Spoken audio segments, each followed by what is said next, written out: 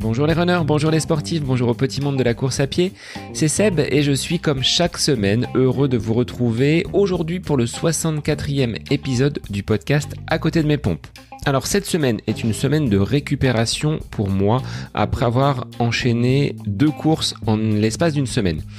La première était une course en compétition, la seconde n'en était pas vraiment une. Il s'agissait d'un run 2 km organisé par la FFA et qui m'a servi de test, on va dire, pour la VMA. Je me rappelle dans l'épisode enregistré avec Jonas de Sport Testing, il indiquait la pertinence de réaliser un test de ce genre tous les 3 mois. Alors ces 5 tours de piste valident les belles séances réalisées durant l'été et une forme relativement bonne actuellement. Alors je l'ai un peu payé dans les jours qui ont suivi. Vous voyez, le week-end qui a suivi, les ischios étaient encore bien durs. Cela ne veut pas dire que j'ai complètement lâché les baskets. J'ai simplement réduit l'intensité en me contentant de footing et d'un peu de renforcement musculaire.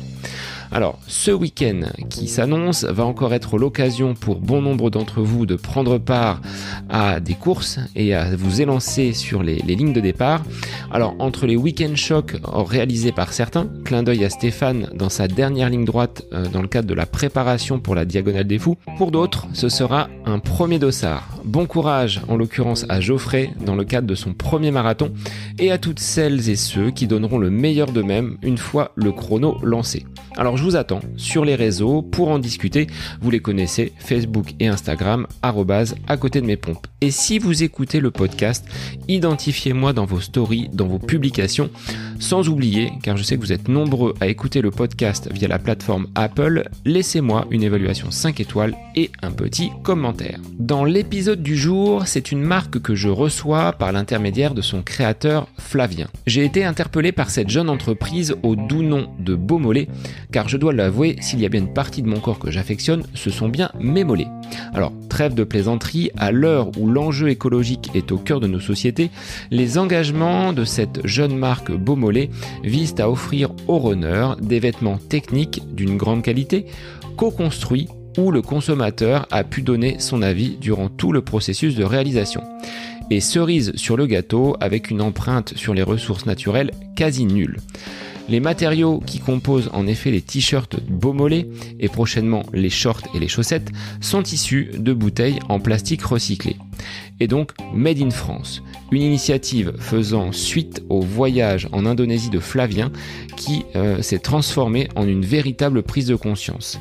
Voilà comment est née cette jeune marque de textile dédiée aux coureurs à pied. Je vous laisse donc en compagnie de Flavien Touroud, cofondateur de la marque Beaumollets, pour ce nouvel épisode du podcast À côté de mes pompes.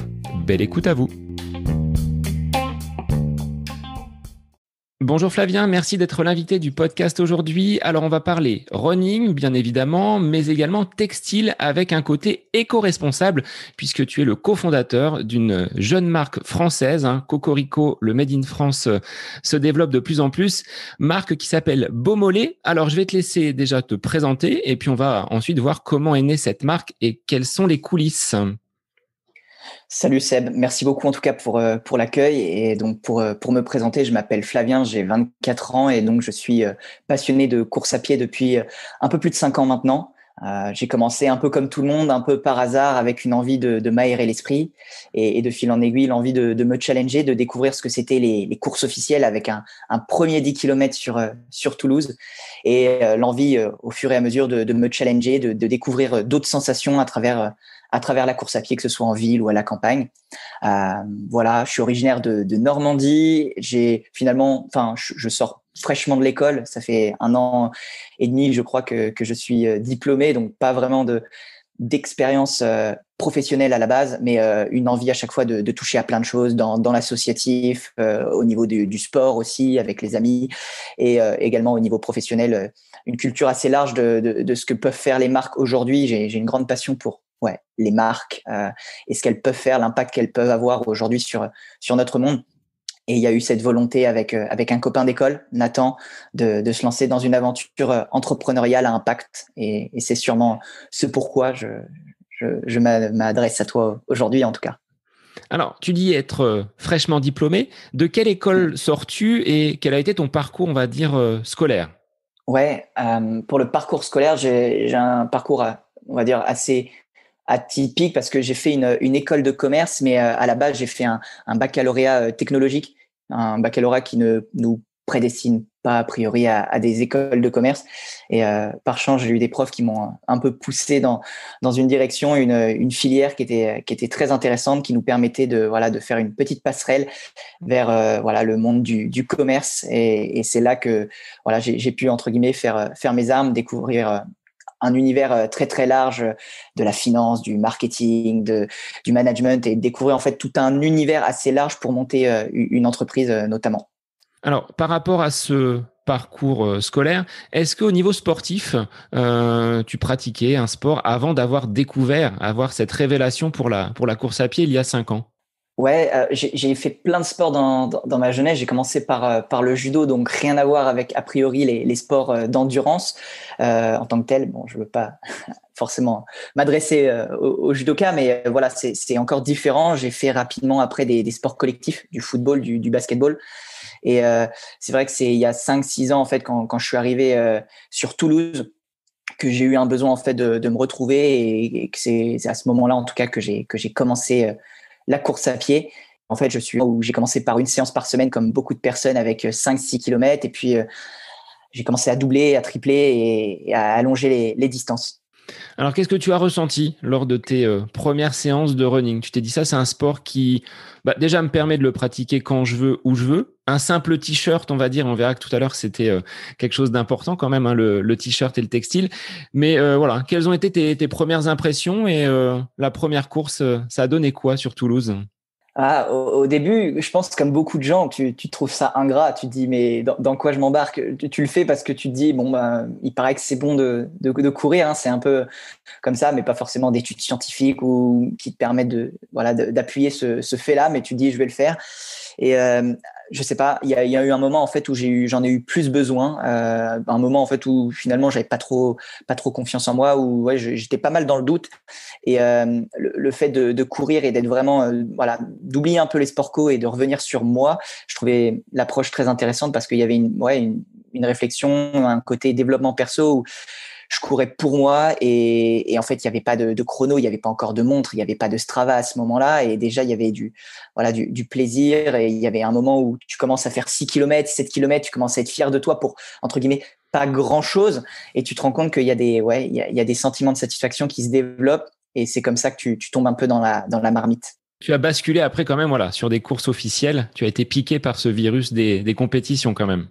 Ouais, exactement. Après, avec modération, mais c'est clair que j'ai voulu voir ce que c'était une ambiance de course, parce que quand tu te balades un dimanche matin et qu'il y a une course pas loin de chez toi, tu te rends compte qu'il y a une vraie ferveur, et j'ai voulu un petit peu tester ça, mais de l'autre côté de la barrière, en n'étant pas un spectateur et en étant plutôt un coureur. Et premier 10K, j'avais pas encore couru de 10 km officiels, et ouais, je suis complètement tombé fan de cette ambiance, de l'adrénaline que tu peux avoir au moment où voilà le top départ est lancé, et voilà une belle première course, un beau premier 10 km, et la sensation de m'être dépassé. Et j'ai trouvé ça extraordinaire, la sensation d'après-course où tu es sur un nuage, ou sur un moment assez indescriptible. Tu es dans le flottement, dans le flow, je sais pas comment l'expliquer, mais c'est vraiment une sensation qui est très agréable. Bon, alors quelques années se sont passées depuis, tu es sorti donc de l'école, et là est né le projet de créer une marque, toi qui disais tout à l'heure être fan des marques et de ce qu'elles pouvaient véhiculer à travers la société. Comment est né ce projet? Parce que là, on est encore à la sortie de l'école et on est dans un projet naissant. Ouais, à ce moment-là, l'envie juste de m'investir dans un projet qui compte, mais je savais pas trop comment m'y prendre en fait. Et dans le cadre de l'école, en fait, on a l'opportunité de faire ce qu'on appelle une année de césure. C'est une année où tu pars à l'étranger, où tu pars faire autre chose. Donc pour beaucoup, on part dans des stages à l'étranger, en France, dans la capitale, enfin peu importe.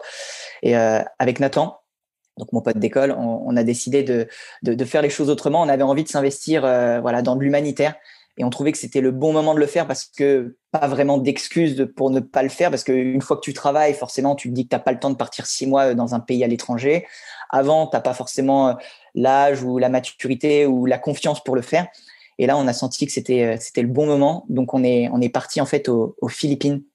Entre 3 et 6 mois, 3 pour Nathan et 6 mois pour moi, au sein de l'ONG Gawad Kalinga, qui est une ONG qui œuvre contre qui souhaite éradiquer la pauvreté aux Philippines et donner des conditions de vie décentes à l'ensemble de la population.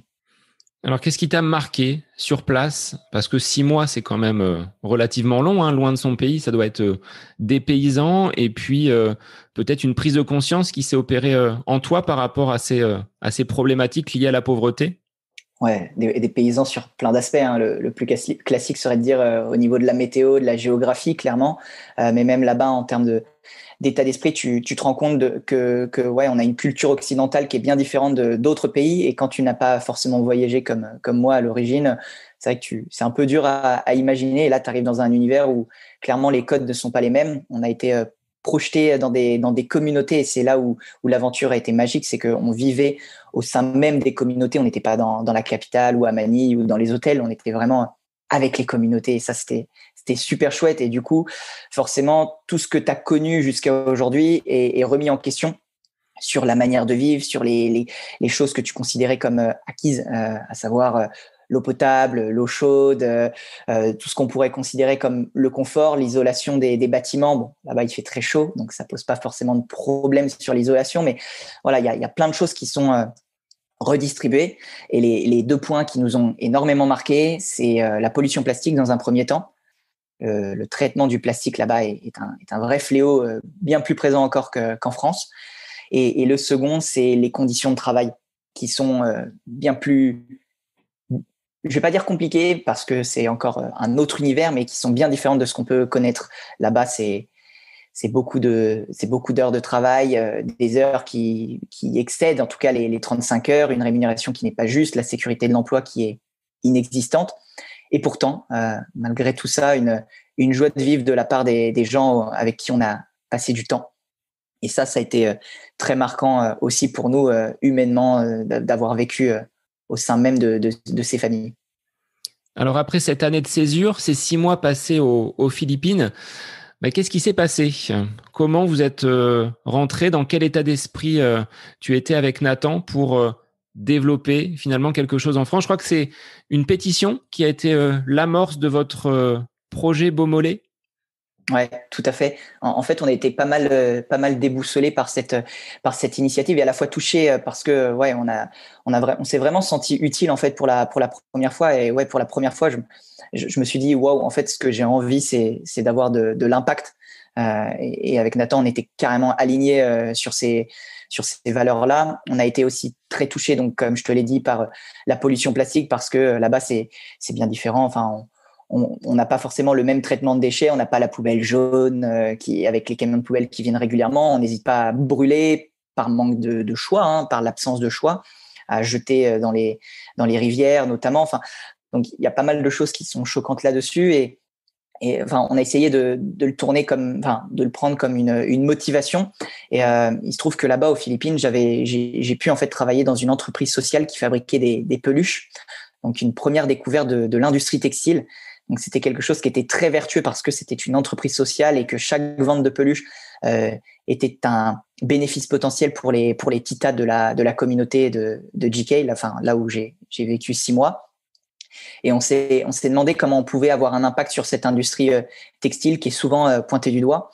Et il se trouve que pour nous, le problème le plus important qu'on pouvait pointer du doigt, en tout cas avec une multitude de coureurs et de consommateurs ici en France, c'est qu'en fait, on ne sait pas vraiment ce qu'on achète. Et ça a été le point de départ en fait de toute la réflexion derrière, de lancer une pétition pour demander en tout cas au pouvoir public et aux marques d'avoir un peu plus de transparence sur notamment sur leurs conditions de fabrication, avec la mise en application ce qu'on appelle d'un social score, qui serait un score inspiré du Nutri-Score sur les aliments, mais qui permettrait en fait à chacun, directement en regardant l'étiquette de ton vêtement, de savoir si ton vêtement il a été fabriqué dans de bonnes conditions ou de moins bonnes, mais en tout cas d'être responsable dans ton acte d'achat et te dire bah voilà, je sais ce que j'achète en tout cas. Alors, il est vrai que si on regarde les étiquettes sur nos t-shirts, on va voir du Made in China, Made in Thaïlande, Made in Indonésie. C'était très présent. Enfin, tu as visité justement des usines qui, alors, en dehors des peluches, mais tu as été au contact de personnes qui travaillaient dans ces industries textiles et ça a généré finalement en toi cette envie de peut-être rapatrier un peu vers l'Europe. Les lieux de production, c'était aussi ça, le projet Beaumolet à sa genèse. Dans l'ensemble, après, je n'ai pas visité d'usines aux Philippines, notamment, enfin des usines en dehors de l'usine de Plush and Play, l'entreprise dans laquelle j'ai pu passer du temps. Cela dit, j'ai pu passer du temps, notamment au niveau enfin, je fabriquais pas directement, mais je travaillais à l'élaboration, pardon, des peluches. Et donc, je faisais ce qu'on appelle du sourcing de matière et j'allais dans les marchés, mais pour le coup, c'était comme un marché, le marché du dimanche, sauf que là, c'était un marché du textile. Et c'est là où, par contre, j'ai pu voir en fait des centaines et des centaines, enfin des milliers de personnes qui travaillaient dans ces entreprises-là. Et forcément, en fait, avec tout ce qu'on entend à droite, à gauche, on disait que c'était en tout cas un bon moyen de rendre voilà, une industrie un peu plus juste et plus responsable. Alors cette pétition, quelles ouvertures, quelles perspectives elle vous a donné? Parce que d'une pétition, basculer sur une marque, il y a quand même un petit pas à franchir. Vous avez dû cheminer quand même un petit peu pour avancer. Quelles conclusions vous avez pu tirer de cette grande campagne, de cette pétition qui avait été lancée? Ouais, c'est vrai qu'il y a plusieurs étapes qui se sont passées. En vrai, au début, on s'était dit que la pétition, c'était le moyen d'avoir le plus d'impact sur les autres, dans la mesure où, en fait, si c'est quelque chose qui, on va dire, émane des consommateurs, on a moyen de faire bouger les choses et c'est comme ça en tout cas, qu'on voyait les choses. Et donc, on a lancé cette pétition et en l'espace d'un mois, et c'est ce qui a forcément amené à avoir d'autres réflexions, on a eu 30 000 signatures. Et ces 30 000 signatures, en fait, nous ont montré qu'avec peu de moyens, parce qu'on n'a pas fait c'est vraiment du bouche à oreille et le côté un peu viral qui a fait qu'on a obtenu ces 30 000 signatures. On s'est dit, waouh, en fait, si des gens qui ne nous connaissent pas ont partagé la pétition et l'ont signée, c'est que vraiment, il y a un truc sur la transparence. C'est qu'il y a vraiment une volonté au-delà de dire on consomme mieux, déjà de savoir ce qu'on consomme, parce que finalement, savoir ce qu'on consomme, c'est la première étape pour pouvoir mieux consommer. Et on a eu en fait des discussions avec voilà, des pouvoirs publics, notamment une personne donc de l'Assemblée nationale. On a eu aussi des discussions avec des marques, avec des acteurs en tout cas de l'industrie textile, des acteurs de la mode durable aussi. Et ça a été très riche parce que on a découvert une industrie qui était très complexe. C'est vrai qu'on avait une vision très globale au final, et c'est là où on a compris les problématiques, les enjeux des cabinets de conseil, des marques, des plateformes qui nous ont en fait toutes donné un maximum d'insights, de conseils en fait sur notre initiative qui a été saluée certes, mais qui au final a été aussi un peu découragée parce que difficile à mettre en application.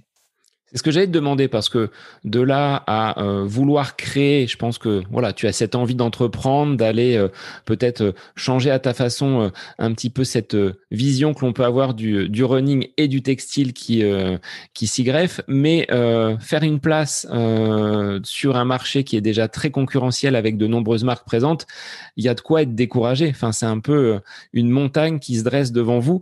Comment vous avez pu justement vous remobiliser et puis quand même avancer et malgré ces peut-être tentatives de découragement de la part de certains, vous faire une place et monter et avancer dans votre projet?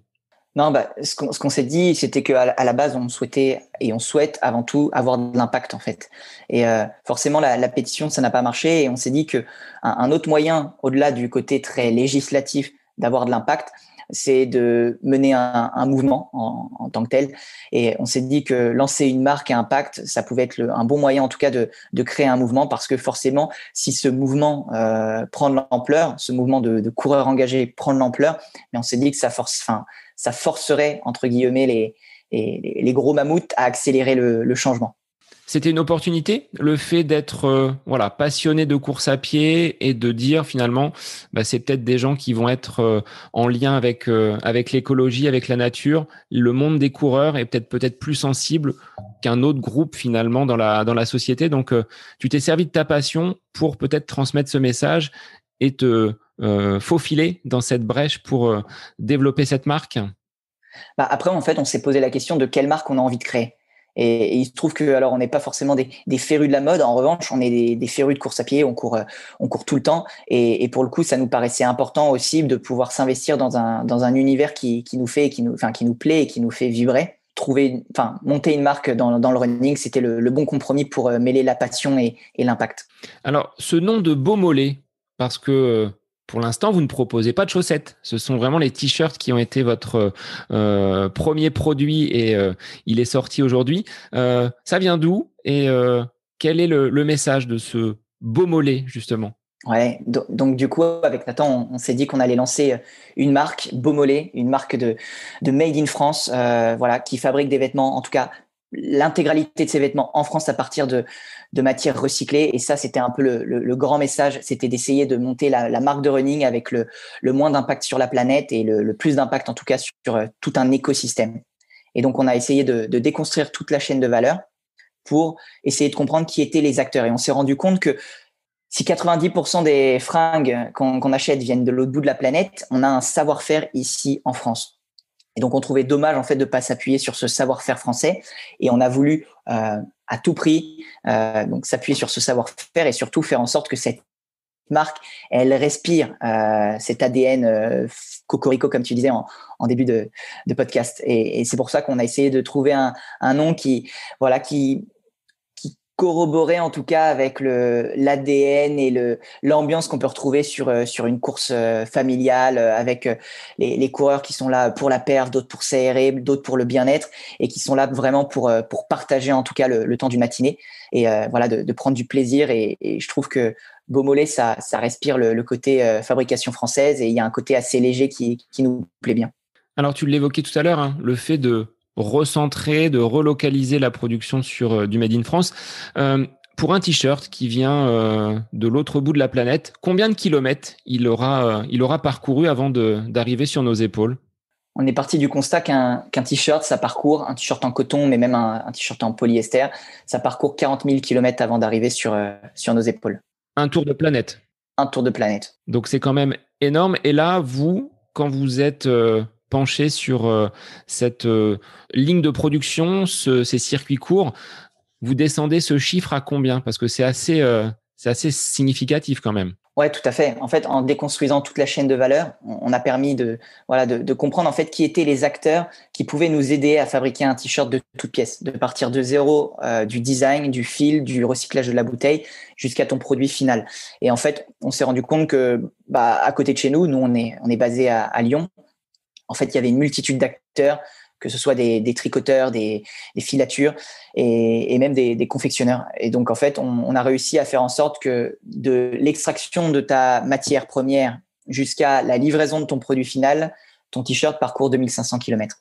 Oui, donc on réduit drastiquement donc la distance parcourue par le t-shirt avec, tu le disais, Flavien, exclusivement ou pratiquement exclusivement des matières recyclées. Alors, comment on part concrètement d'une matière recyclée à un t-shirt made in France? Alors, c'est très simple. On part donc de bouteilles qui à usage unique a priori, qui vont être en fait récupérées dans la région du Piémont en Italie, à 300 km d'ici. Ces bouteilles, elles vont être donc collectées, triées, nettoyées, puis elles vont passer dans un processus mécanique qui vont en fait transformer ces bouteilles plastiques en petits copeaux plastiques qui vont être ensuite fondus. Et cette pâte, si tu veux, elle va être ensuite, on va dire, filtrée en fil de textile, fil de polyester recyclé textile. Et ensuite, on reprend, si tu veux, à partir de cette grande étape de recyclage de la bouteille plastique, un processus classique pour l'industrie textile avec on passe d'une bobine de fil à un tricotage d'une maille. Et cette maille, ensuite, elle va être envoyée dans notre atelier de confection qui va venir poser les patrons et découper le t-shirt sur cette maille, sur ce tissu. Alors, je connaissais pour les stylos, des stylos qui étaient réalisés en bouteilles recyclées. Là, pour un t-shirt, combien concrètement il faut de bouteilles? Alors, je n'ai pas le chiffre sur le stylo, mais en tout cas, pour le t-shirt, on compte entre 12 et 13 bouteilles plastiques. D'accord, donc ça reste quand même raisonnable en termes de quantité, au vu du nombre de déchets que l'on peut collecter et que l'on peut mettre chaque semaine dans nos poubelles jaunes. Ouais, tout à fait. Et puis, le plus important, ça reste de penser qu'en fait, on part on puise notre matière dans des déchets, dans des choses déjà, dans des matières déjà existantes. Et donc, c'est pas parfait parce que forcément, dès qu'on produit, on pollue, mais en fait, l'impact, il est bien moindre sur la planète. À titre de comparaison, l'utilisation d'une fibre recyclée, elle permet d'économiser 94% d'eau par rapport à une fibre vierge, notamment de polyester. Mais là-dessus, tu as des économies qui sont énormes sur chacun des postes en termes d'économie de matière, notamment, ou d'émissions de CO2. C'est ce que j'allais te demander. Comment vous avez pu construire sans avoir finalement une grosse expérience? Tu le disais tout à l'heure, hein, on sortait tout juste de l'école, mais il y a cette grosse motivation et cette prise de conscience après votre voyage aux Philippines. Mais comment vous avez pu aller frapper aux portes des manufactures, des industriels pour leur dire, voilà, on est deux jeunes, on souhaite lancer une marque éco-responsable made in France. Est-ce que vous pouvez nous aider? Quel a été l'accueil de ces industriels et de ces professionnels du textile qui ont peut-être l'habitude de travailler avec des marques beaucoup plus importantes que deux petits jeunes qui arrivent fraîchement sortis de l'école? On est venu avec un beau projet de monter une marque, voilà, la plus responsable possible sur l'industrie du running. Et il faut savoir que voilà, forcément, le running concerne une grande quantité de coureurs. En tout cas, en France, on évalue entre 9 et 13 et 14 millions, en tout cas, le nombre de coureurs en France. Donc forcément, quand on a pu mener en fait une étude auprès des coureurs et qu'on est venu avec voilà, des éléments de réponse, des pistes à améliorer sur les vêtements qu'on trouve aujourd'hui, ça a forcément intéressé ces professionnels, ces industriels français, puisque je l'ai pas précisé, mais en fait, avant même de se lancer, nous, on a tenu en fait à toujours mettre au cœur du développement de la marque les coureurs et leurs attentes, leurs besoins, pour être sûr de cerner vraiment toutes les choses qui sont vraiment attendues. Et en fait, on a mené une étude auprès de 1120 personnes avant même de se lancer. Et cette étude auprès de 1120 personnes, elle a permis de confirmer certaines attentes qu'on avait de la part d'une marque de running, à savoir les attentes techniques notamment, mais aussi l'émergence de nouvelles attentes, des attentes éco-responsables sur lesquelles il y a une absence, en tout cas, d'offres à l'heure actuelle sur le marché. Et c'est ce qui a fait que forcément, ils étaient beaucoup plus sensibles aussi peut-être à la démarche, et qu'au-delà de l'ADN de la marque et des choses qu'on souhaitait faire et des projets à long terme, il y avait aussi cette envie de répondre à un besoin. Et ce besoin, alors, qu'est-ce qu'on attend d'un t-shirt aujourd'hui quand on est coureur pour pratiquer son sport préféré? Quels ont été les enseignements que tu as pu tirer de cette première étude, hein, pour la matrice, on va dire, de votre t-shirt, le prototype, je dirais? Cette étude, en gros, qu'on a menée auprès de 1120 personnes, elle nous a appris deux choses. Tout d'abord, donc, c'est l'importance des critères techniques d'un vêtement, notamment, ou d'un équipement, à savoir faire en sorte que ton équipement qu'il évacue la transpiration, qu'il soit sans frottement et qu'il soit évidemment très léger pour pouvoir courir dans les meilleures conditions. Et il y a aussi donc cette émergence d'attentes éco-responsables avec la volonté d'avoir un maximum de transparence déjà sur les vêtements qu'on porte. Et ça va en fait, ça s'inscrit dans la lignée de ce qu'on avait pu comprendre à travers la pétition. Et le second point, c'est la volonté d'avoir une confection qui soit la plus locale possible. Aujourd'hui, en fait, ça fait plus sens de parcourir 40 000 bornes avant d'arriver, de voir un t-shirt arriver sur nos épaules. Donc, étant donné qu'on a un savoir-faire ici en France, on a jugé que le Made in France était une bonne réponse à cette volonté de local aujourd'hui. Alors après, entre le souhait des coureurs et la bascule vers l'achat, il y a aussi là un cheminement à réaliser, parce que les gens vont me dire, mais c'est peut-être plus cher, moi un t-shirt basique me convient. Par quels moyens, quelle pédagogie vous arrivez à les convaincre que votre t-shirt est quand même certes beaucoup plus durable, qu'il n'a pas parcouru 40 000 kilomètres, quels sont vos leviers pour renverser un peu la tendance et dire à ces coureurs, certes, votre t-shirt, il a peut-être un prix qui est inférieur, mais vous allez peut-être le porter une fois, deux fois. Quels sont vos arguments pour les convaincre? Le premier argument, c'est d'expliquer, c'est de donner un maximum d'informations, en tout cas sur notre démarche, sur tout ce qui est fait autour du t-shirt, tant sur la partie technique que sur la partie sociale et éco-responsable, et d'expliquer que forcément, essayer de faire les choses bien, ça implique un coût supérieur, parce que forcément, quand on propose un t-shirt à 5 euros, ça veut dire qu'il y a quelqu'un dans l'équation qui a pas forcément eu une rétribution qui est la plus juste, je pense. Donc, ce qu'on va faire déjà, c'est d'essayer d'expliquer pour donner un maximum d'informations et expliquer qu'aujourd'hui, un prix juste, c'est pas forcément un prix à 5 euros. Ça, c'est le premier point. Le second point, il est de sensibiliser un maximum les coureurs au fait que aujourd'hui, c'est ultra important de répondre à un besoin et que s'ils ont besoin d'un t-shirt, c'est à ce moment-là que l'acte d'achat doit en fait se révéler. Et que c'est à ce moment-là aussi qu'ils doivent se poser la question de ce qu'ils veulent acheter. Donc, c'est-à-dire que vraiment, il y a une responsabilité de la part des marques de proposer des bons produits, mais aussi de la part des consommateurs, d'une manière générale, eh bien, d'essayer de consommer mieux. Et cette volonté, elle a été confirmée dans l'étude. Il y a 96% des gens qui déclarent d'eux-mêmes, c'est du déclaratif, mais essayer de faire des petits gestes du quotidien pour réduire leur empreinte. Donc, maintenant, il faut que ça se retranscrive sur l'ensemble de toute la chaîne et de tous les éléments. C'est dur d'être parfait, mais en tout cas sur un maximum de nos modes de vie.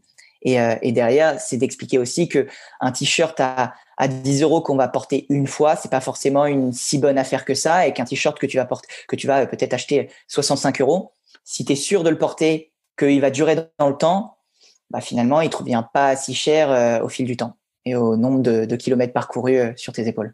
Alors effectivement, le coût est peut-être plus important, mais la durabilité va l'être également. Enfin, on voit des t-shirts qui, quand ils sont de premier prix, ne vont pas forcément tenir et ils finissent bien souvent au fond des placards. Et pour vider régulièrement mon stock de t-shirts ou tu vois ceux que tu peux avoir lors d'une course qui vont être offerts, finalement ces t-shirts-là on ne les porte jamais et ils finissent bien souvent soit à la poubelle, soit on les donne à des associations avec on sait que derrière, ça va pouvoir être réutilisé, type le relais, mais au final, il aura fait 40 000 kilomètres, on ne l'aura peut-être jamais porté et il va finir soit brûlé, soit en textile pour garnir peut-être nos sièges de voiture. Donc, il n'y a pas une grosse utilité, effectivement. Alors, Exactement. à partir du moment où là, vous étiez fixé sur le produit, vous aviez votre étude derrière, une communauté et on pourra en parler, les réseaux sociaux vous ont aidé quand même à valider ce projet et à faire naître cette marque. Comment vous avez lancé la production? Parce que les t-shirts Beaumolet existent maintenant, on peut fièrement les porter et vous avez donc réussi à financer ce projet. Donc on n'est plus dans le virtuel, là vous les avez maintenant entre les mains, ces t-shirts. Donc effectivement, on s'est lancé donc avec nos économies, en fait, avec 3 000 euros avec Nathan. On a fait une campagne de financement participatif sur Ulule.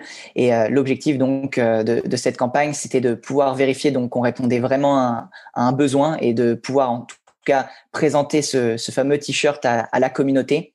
Et ce qui a été intéressant derrière cette campagne de précommande, c'est que ça nous a permis donc de rassembler en tout cas l'intégralité des précommandes avant même d'avoir l'intégralité des commandes avant même d'avoir lancé la production auprès de notre tricoteur et de notre confectionneur. Et l'avantage aussi, c'est que c'est un avantage financier puisque nos moyens étant très limités, ça nous permet forcément de mieux gérer notre trésorerie derrière et de pouvoir lancer en tout cas cette aventure avec des moyens très limités. Alors sur le plan du mental, ça doit faire du bien aussi quand les commandes arrivent, les précommandes arrivent petit à petit, de se dire j'ai déjà rempli mon objectif, je sais que derrière les consommateurs répondent positivement à ce nouveau t-shirt éco-responsable. Moralement, vous avez dû quand même passer du découragement dans un premier temps à là quand même vous touchez du doigt et vous allez pouvoir concrétiser votre projet. Donc une satisfaction qui doit vous animer tous les deux. Ouais, on a été très satisfaits et très touchés aussi par le soutien apporté par les coureurs, puisqu'on a fait en fait 30 jours de précommande. Et ces 30 jours ont été marqués par un peu plus de 400 précommandes de coureurs. Donc forcément, ça donne en tout cas envie d'aller beaucoup plus loin dans la démarche et d'essayer d'avoir le maximum d'impact en tout cas sur les coureurs et de proposer des vraies alternatives, notamment au niveau des fringues. Alors, quelles vont être ces autres alternatives? Vous développez d'autres produits? Vous voulez étoffer la gamme? Est-ce qu'il y a des t-shirts qui sont différenciants entre les hommes et les femmes, des couleurs, des motifs? Comment vous voyez les choses? Là, on est sur un premier t-shirt qui reste le modèle de base de la marque Beaumolet, mais quelles sont les perspectives? Voilà, la perspective, elle est effectivement de pouvoir sortir une collection, un vestiaire complet. Donc, l'idée, elle est forcément de sortir des basiques dans un premier temps et de pouvoir, en tout cas, élargir après à d'autres produits.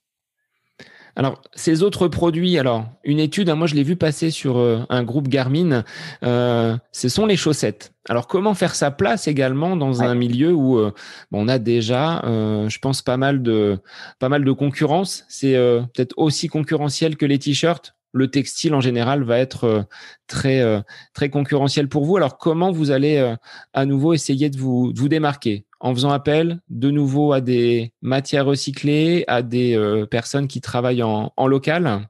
Ouais, dans tous les cas, nous, ce qu'on veut, c'est que l'intégralité de notre production, elle soit faite ici en France. Donc ça, c'est clair que on va dire que c'est une condition sine qua non de chaque lancement de produit. Derrière, pour le cas, par exemple, de la paire de chaussettes, effectivement, ce qu'on veut, c'est être au plus proche de nos coureurs. Donc, ce qu'on va faire, et tu l'as un petit peu évoqué, c'est à chaque fois de faire ce qu'on appelle de la co-création. C'est-à-dire que chaque idée de produit, chaque idée est soumise en fait à une centaine de coureurs qui va nous dire si ça a du sens, en tout cas, de travailler sur ces produits-là. Et derrière, si ça a du sens, de savoir dans quelle mesure il faut prioriser tel ou tel aspect de technique de la chaussette, par exemple. Et notre étude, par exemple, sur la paire de chaussettes, donc elle est encore en cours, mais elle a permis de montrer quels étaient les points attendus, en tout cas de la part des coureurs en termes de design, en termes de hauteur, de points techniques, pointe de pied et compagnie, et qui nous permettent en tout cas d'arriver et de faire un vrai cahier des charges et d'arriver derrière auprès de notre tricoteur, en l'occurrence de chaussettes, avec un vrai cahier des charges, en tout cas technique, qui est censé répondre en tout cas aux attentes des coureurs. Alors, face à des mastodontes tels Decathlon, Odlo, Asics, Adidas, comment tu pourrais vendre ta petite marque et te démarquer? Parce qu'ils ont eux aussi un savoir-faire, des produits qui, pour certains, sont de qualité. Quels seraient, en dehors de l'éco-responsabilité, les arguments des produits Beaumolet? Il y a un message quand même derrière. Bien sûr, et je pense que c'est indissociable de l'ADN de la marque, le côté confection en fait. Aujourd'hui, on essaie de faire de proposer tout ce qu'on peut attendre en tout cas d'une bonne paire de chaussettes, d'un bon t-shirt, d'un bon short, tout en essayant de le faire bien ou du mieux possible en tout cas. Et ça, c'est un message en tout cas qui plaît énormément auprès de nos coureurs, de savoir que effectivement ton t-shirt il est fait à côté de chez toi, il a été tricoté à Bourgoin, il a été confectionné à Roanne ou à Bobigny, et que en fait, tu sais que derrière, tu soutiens aussi un emploi et que tu vas pouvoir à la fois te remuer les mollets de la meilleure des manières de ton côté, prendre beaucoup de kiff, de plaisir, et de l'autre côté, savoir que ton acte d'achat a eu un impact positif sur tout un écosystème à côté de chez toi.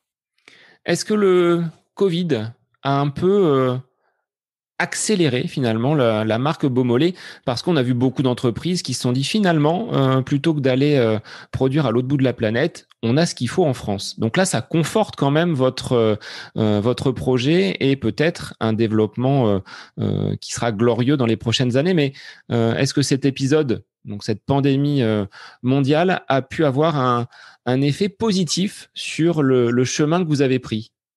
Alors, il a forcément eu un double impact. Le premier, on va peut-être parler de la mentalité, et c'est ce que tu évoques, c'est que oui, il y a la nécessité de se dire la nécessité, la compréhension qu'on est très très dépendant, en tout cas des pays asiatiques dans son ensemble. Beaumolet pas vraiment, mais pour la grande majorité des acteurs, clairement, quand il y a eu les frontières fermées, il y a eu pas mal de retard dans les livraisons, et et c'est pas que dans le textile que c'est arrivé. Il y a plein d'acteurs qui ont été frappés par le Covid négativement et qui se sont sentis en tout cas dépendants.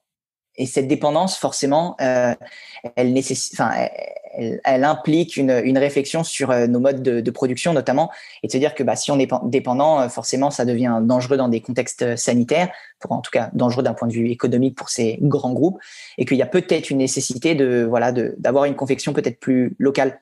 Et la conséquence positive de tout ça, c'est que derrière, si la confection est un peu plus locale, il y a un impact pour la planète qui est peut-être moindre, et derrière, il y a aussi des conditions de travail qui vont être peut-être plus justes, ou en tout cas plus respectueuses que ce qui est fait jusqu'à aujourd'hui. À côté de ça, au-delà des mentalités, il y a forcément eu un impact négatif aussi pour nous. C'est que derrière, il y a des ateliers, notre atelier de confection qui a été frappé par le Covid et qui a été identifié comme un cluster, comme plein d'entreprises, et qui ont en fait été fermées ponctuellement. Mais tout ceci en fait a impliqué un retard dans la production et dans la livraison de nos maillots. Donc à ce niveau-là, c'est pas vraiment génial de fonctionner sous cette forme-là, et j'ai envie de te dire, je préférerais que Beaumolet puisse se développer dans les meilleures conditions hors Covid, parce que forcément il y a des choses qui sont pas géniales. Mais voilà, à côté de ça, en tout cas, c'est clair que ça nous conforte dans l'idée que fabriquer en France, ça a aussi du bon. Alors, est-ce que vous êtes, entre guillemets, proche d'autres marques qui, elles aussi, prônent le Made in France? Alors là, je pense au magasin d'Antoine de Wild qui est à Nevers, la French Run, qui vient d'ouvrir un second store sur Paris. Et il y a d'autres marques, la marque Vitz en chaussures. Je crois qu'il y a Simalp également qui propose des lunettes. Et puis, tout ce pôle de jeunes entrepreneurs français, que ce soit Run Motion, que ce soit Nolio, Sport Testing, qui sont déjà passés sur le podcast, qui sont, comme toi, Flavien, avec ton camarade Nathan, de jeunes entrepreneurs et qui avaient envie, sur le territoire français, de montrer qu'il y a un savoir-faire, que ce soit technologique ou textile en ce qui vous concerne. Est-ce que vous avez des points d'accroche entre vous? Est-ce que ça fait naître peut-être une émulation et de se dire il y a des choses à faire ensemble pour contrecarrer derrière les grands groupes, les grosses marques? Peut-être qu'à plusieurs, vous allez être un petit peu plus fort et monter des choses ensemble. Ouais, en vrai, il y a une vraie solidarité en fait entre tous ces porteurs de projets, tous ces entrepreneurs, et ça c'est vraiment génial. Tout à l'heure tu citais Run Motion, les frères Adam avec Guillaume et Romain qui tout de suite nous ont tendu la main en fait quand on les a contactés au moment de la précommande, avec les campagnes de financement participatif sur Ulule, alors qu'on n'était pas encore lancé et que ils ne nous connaissaient ni d'Ève ni d'Adam, et ils ont été OK pour nous soutenir. Et en fait, depuis, on échange régulièrement avec eux, et c'est génial en fait de pouvoir voir en fait tout cet écosystème d'entrepreneurs qui souhaitent en tout cas aller dans le bon sens. Et ça, c'est vraiment trop chouette. Alors, est-ce qu'il y a d'autres événements, peut-être, qui seront organisés par Beaumolet? Je sais que tu organises des sorties running avec ce concept de plugging. Est-ce que tu peux l'expliquer? Parce que c'est peut-être pas connu de tous les auditeurs, ce qu'est le plugging et d'où ça vient. Ouais, avec plaisir. En gros, la mission qu'on a inscrite dans le marbre pour Beaumolet, c'est de donner envie aux gens de s'engager à travers la course à pied. Donc, on parlait beaucoup là finalement de fringues sur cette première partie du podcast, mais il y a d'autres manières aussi de s'engager, et c'est aussi en prenant ses mollets et en allant dehors pratiquer la course à pied. Et donc, en fait, il y a deux événements qu'on organise. Il y a l'éco-jog et le petit jog. Et donc, l'éco-jog, c'est cet événement un peu de plugging qui consiste à courir et ramasser des déchets. C'est des événements à impact en fait qu'on organise tous les premiers samedis du mois sur Lyon pour le moment en tout cas. Et l'idée, c'est d'identifier une zone qu'on peut considérer comme polluée ou avec beaucoup en tout cas de déchets. Et avec un groupe de 20, 30, 40 coureurs, on va en fait organiser une collecte de ces déchets, un tri de ces déchets, et remettre en fait ces déchets triés en tout cas aux équipes de la ville pour pouvoir forcément réinsérer ces déchets, et pourquoi pas en avoir des produits qui en auront un second usage, en tout cas une seconde vie. Donc exclusivement sur Lyon, mais peut-être, on le sent dans tes propos, une ambition de le développer sur d'autres agglomérations, parce que il suffit de se balader, et comme tu le dis, en courant, c'est là où on voit le mieux les choses, sur des chemins, sur là, avec cette période de Covid, on voit des masques qui sont répandus partout dans nos chemins et sur nos terrains de course à pied. Donc, une envie peut-être de le déployer sur d'autres villes partout en France. Écoute, ce serait génial. Ça demande pas mal d'orgas parce que c'est des événements à impact où quand on fait une session, on est à minimum 150 kilos de déchets ramassés. La dernière, c'était 520 kilos, donc une demi-tonne. Donc clairement, ça demande pas mal d'orgas et comme on n'est pas beaucoup chez Beaumolet, c'est encore compliqué.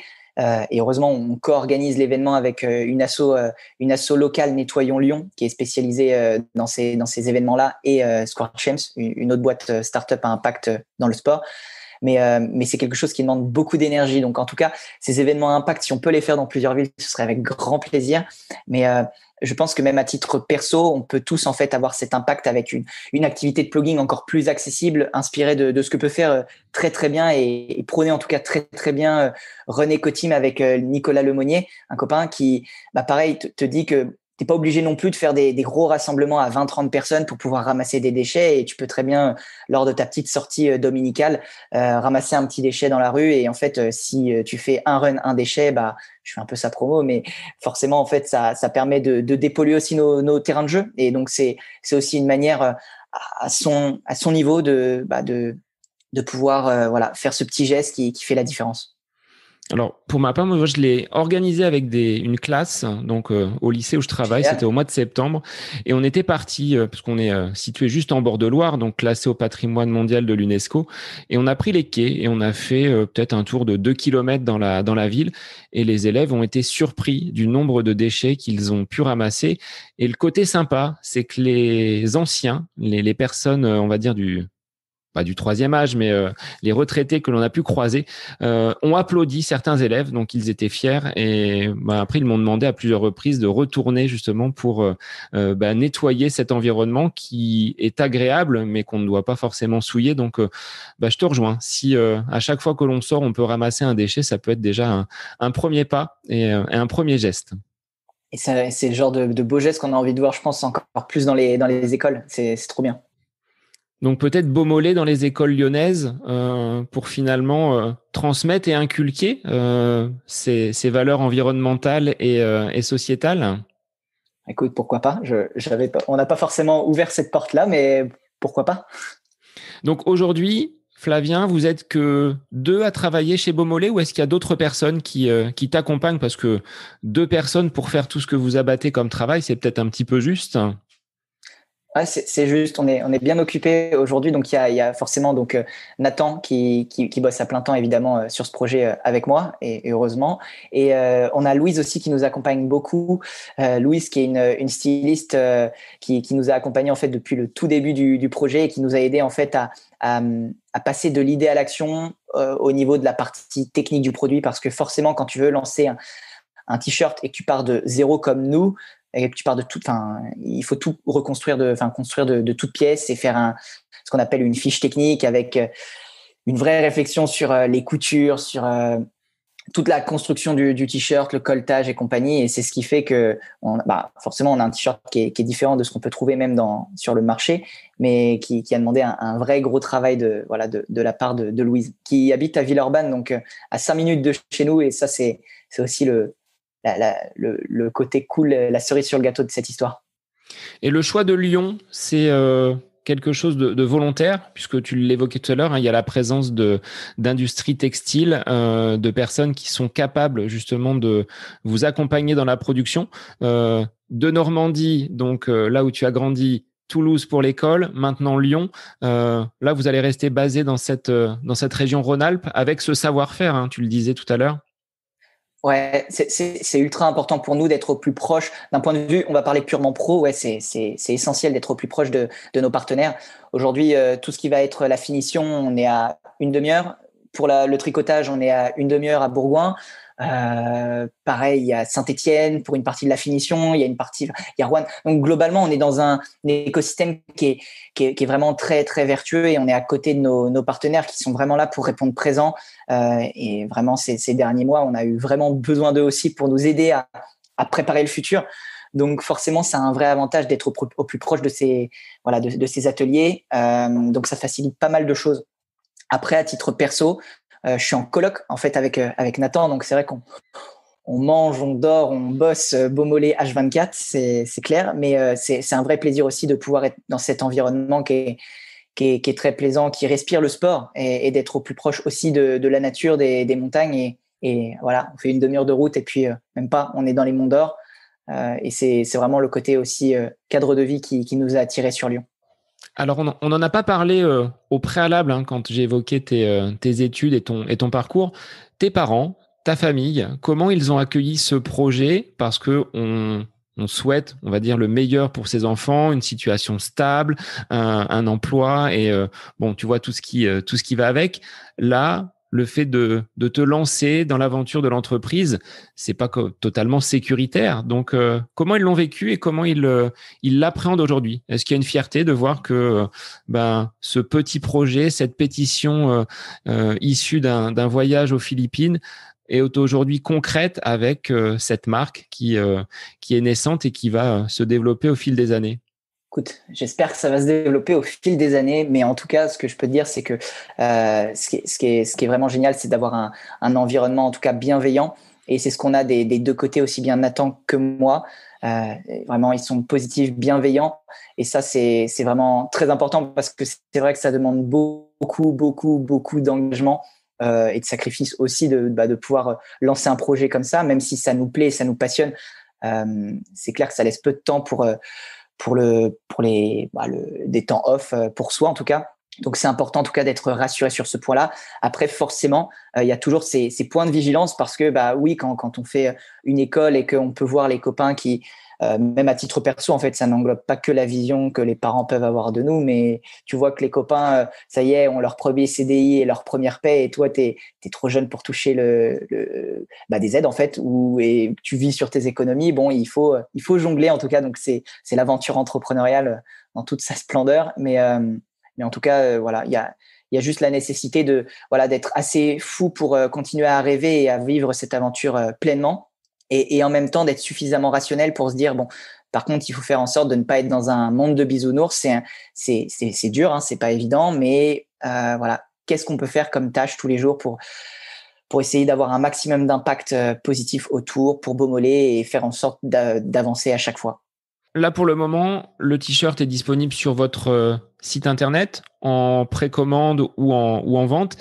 Qu'est-ce que vous envisagez comme développement? Peut-être une présence dans une boutique, ce que je disais tout à l'heure, avec la boutique d'Antoine de Wild qui prône le Made in France. Est-ce qu'il y a des boutiques comme ça qui pourraient accueillir les t-shirts Beaumolet sur l'agglomération lyonnaise, mais peut-être sur l'ensemble de la France?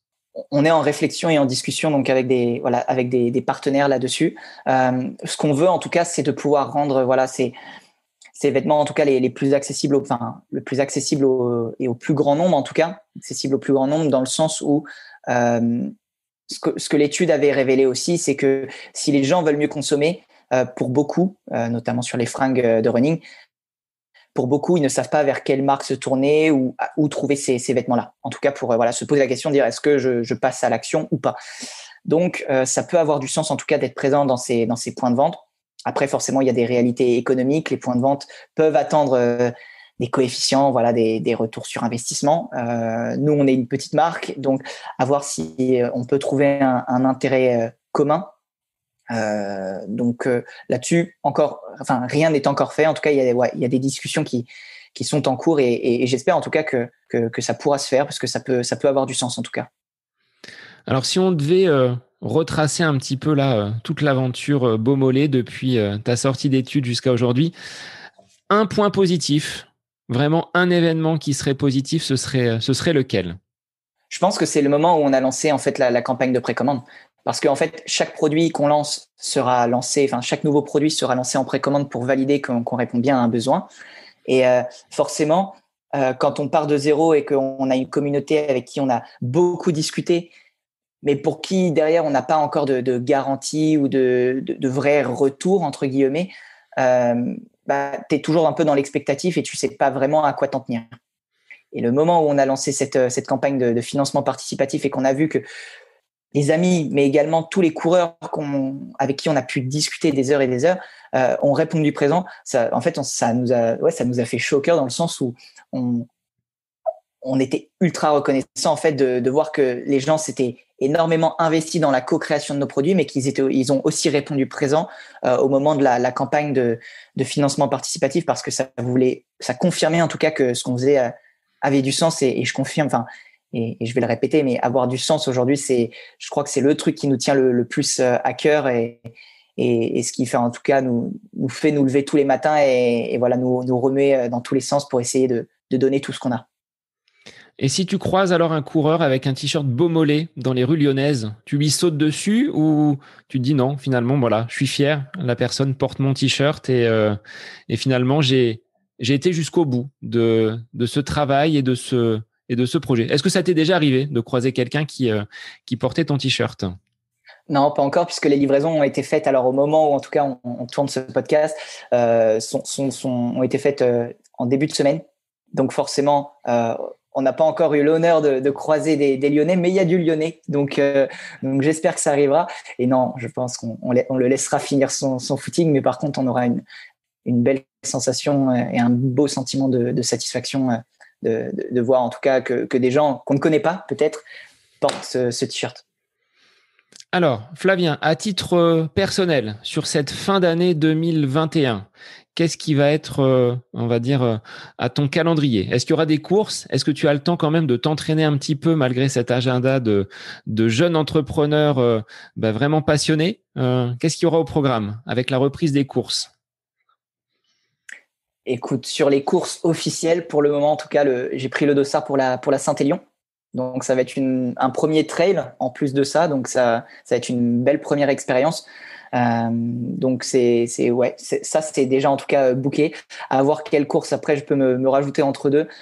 Sinon, je suis purement en ce moment sur du loisir. Je me challenge tout seul, mais pas de séance de fraco. Enfin, non, je cours régulièrement, mais pour le moment, c'est juste pour que la tête aille bien et rester bien concentré sur tout ce qu'on a à faire en ce moment. La suite au prochain épisode pour les prochaines échéances. Donc, prochaines échéances, peut-être les chaussettes. Alors après, il y aura d'autres produits peut-être pour venir étoffer la gamme, ce que l'on évoquait tout à l'heure. Là, sur 2021, c'est de continuer à promouvoir cette marque, à vendre des t-shirts. Ou est-ce qu'il y a d'autres choses en discussion? Pour tout te dire, il y a deux grands moments forts a priori pour cette fin d'année parce que forcément, on s'est lancé avec un t-shirt en janvier. Là, on a hâte, mais on a pas mal bossé sur déjà la co-création des 3 prochains produits. L'idée, elle est en tout cas pour le mois de septembre a priori, lancer une précommande avec un t-shirt, une autre version du t-shirt en tout cas avec un autre usage, un short et une paire de chaussettes. Et d'ailleurs, vous avez la possibilité, selon quand le podcast sortira, mais de nous aiguiller sur ces produits-là. Et un projet, on va dire, secret, qui aurait lieu plutôt en fin d'année et sur lequel je me réserve le droit de ne rien dire tout en disant qu'il y a un projet. Bon, on attendra la fin de l'année pour avoir ce projet secret. Sur quel réseau, sur quelle plateforme on peut retrouver toute ton actualité et celle de la marque naissante Beaumolet? Pour participer en tout cas au questionnaire et participer en tout cas à la co-création de nos produits, ça se passe sur notre site www.beaumolet.com et sinon sur les réseaux classiques, Facebook, Instagram, LinkedIn, et c'est déjà pas mal. Et Strava, on a un petit club pour celles et ceux qui veulent participer en tout cas au run et suivre l'actu Beaumolet. Bon, alors moi je remettrai tous les liens et toutes ces notes donc dans l'épisode de façon à ce que les gens puissent venir co-créé donc ces t-shirts. Donc, je te remercie Flavien de cet échange et de la présentation de cette marque naissante Beaumolet, donc marque 100% française avec un bel accent éco-responsable. Donc, à l'heure où la société et la planète nous montrent un peu des signes de fatigue, bah là voilà, on a deux jeunes entrepreneurs français qui sont partis pour une belle aventure. En tout cas, c'est tout ce que je vous souhaite. Bah écoute, merci infiniment Seb pour tes encouragements et ce temps de parole. Eh bien écoute, moi je te souhaite une belle fin d'été et puis moi pour les auditeurs, je vous dis à la semaine prochaine pour un nouvel épisode du podcast À côté de mes pompes.